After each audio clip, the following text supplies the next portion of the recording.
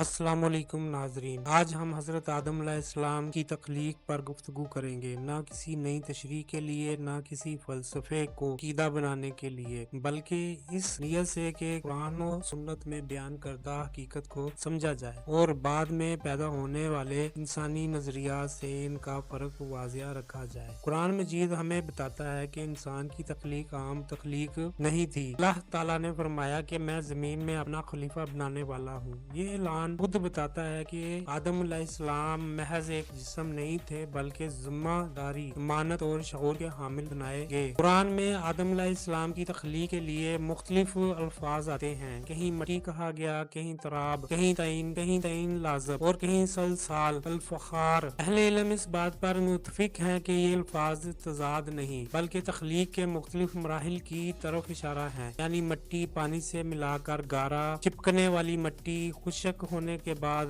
खनखनाती हुई शक्ल। ये एक तदरीजी अमल था, लेकिन कुरान और सही हदीस हमें यहाँ एक हद सिखाते हैं, वो ये कि इस कालिब खाकी के अंदर रूह कब और कैसे दाखिल हुई, ये अल्लाह का राज है और इसी लम्हे इंसान अशरफुल मखलूकात बना। यहाँ एक नहायत अहम नुक्ता वाज़िया करना जरूरी है। कुरान और हदीस में कहीं ये नहीं कहा गया कि आदम अलैहिस्सलाम के जिस्म को आग पर रखा गया या धूप में बनाया गया या धूप में तपाया गया या किसी हरारती अमल से गुजारा गया। ये बातें बाज किस्सों, रवायात या फलसफियाना ताबीरात में मिलती हैं, लेकिन वही का हिस्सा नहीं। इस्लाम हमें ये असूल देता है कि जो बात कुरान और सुन्नत से साबित ना हो, इसे अकीदा नहीं बनाया जाता। इसी असूल के तहत हम एक और पहलू देखते हैं। तारीख फिक्र में खास तौर पर यूनानी तिब और कदीम फलसफे में अनासर अरबा का तस्वर मिलता है, मट्टी, पानी, हवा और आग। इस फलसफे के मुताबिक कहा गया कि इंसान की ग़ज़ा और बका इन्हीं अनासर से जुड़ी है। पानी के बगैर जिंदगी नहीं, हवा के बगैर सांस नहीं, मट्टी के बगैर फसल नहीं और हरारत के बगैर ग़ज़ा काबिल इस्तेमाल नहीं बनती। ये एक मुशाहदाती और तबई नुक्ता नजर है, अकीदा नहीं। इस्लाम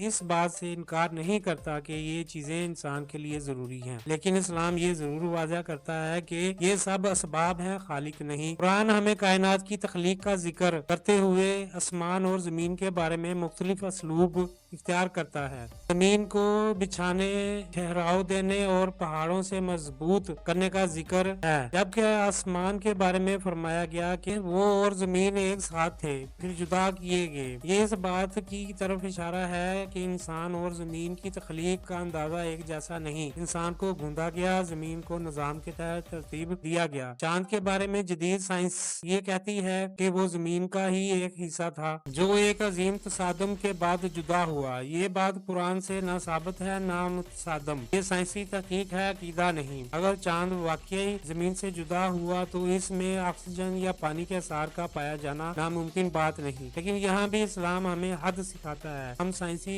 इम्कानात पर ईमान नहीं लाते, ईमान सिर्फ वही पर होता है। यहाँ तवाज़ुन इस्लाम का हुस्न है, ना अंधी नफी ना अंधी ताईद। आखिर में सवाल ये नहीं इंसान किन अनासर से बना, बल्कि सवाल ये है कि इंसान को क्यों बनाया गया। कुरान कहता है मैंने इंसान को आजमाने के लिए पैदा किया और यही इंसान की असल पहचान है। ये गुफ्तगू फिक्री और मालूमाती है। कीदा वही है जो कुरान और सही हदीस से साबित है। इसके अलावा हर बात सोच की दावत हो सकती है, ईमान का मुतालबा नहीं। यहाँ एक बात और जिक्र करते चले कि इंसान को अल्लाह ताला ने मट्टी से और जिन्नात को आग से बनाया और अल्लाह ताला कुरान करीम में फरमाता है और मैंने जिन्नात और इंसानों को सिर्फ इसलिए पैदा किया है कि वो मेरी इबादत करें। अगर आपको मेरी वीडियो पसंद आई हो तो इसे लाइक, शेयर, सब्सक्राइब और कमेंट्स से आगाह जरूर करें।